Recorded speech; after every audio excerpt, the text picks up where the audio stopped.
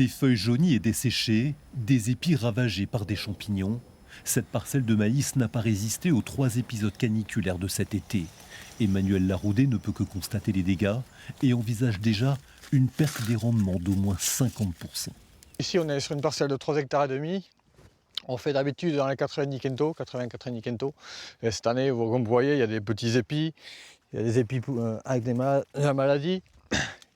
Donc ici, on va récolter dans les 40 quintaux, grand maximum, je pense. Une situation catastrophique pour les maïsiculteurs landais.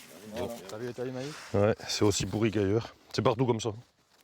Une situation d'autant plus difficile que cette sécheresse inédite intervient après 2 années de crise agricole. Aujourd'hui, les attentes sont nombreuses. Dans les Landes, un tiers des exploitations pourraient disparaître d'ici la fin de l'année. On a beaucoup d'agriculteurs qui sont en déficit économique. Donc, voilà. Ce que l'on attend des annonces du gouvernement, de Mme Genevard, c'est vraiment beaucoup d'argent qui viennent sur nos fermes. Il faut relancer les trésoreries qui sont négatives. Il faut préparer l'avenir. Mais pour préparer l'avenir, il faut être capable de rester là jusqu'à demain. Sur cette exploitation à Cassin, les dégâts sont limités. Semé en avril et irrigué, le maïs a résisté. Les pertes ne devraient pas dépasser 15%. Pour autant, la question du stockage de l'eau en hiver reste au cœur des préoccupations des agriculteurs. Une solution en période de sécheresse, mais qui se heurte à 2 problèmes.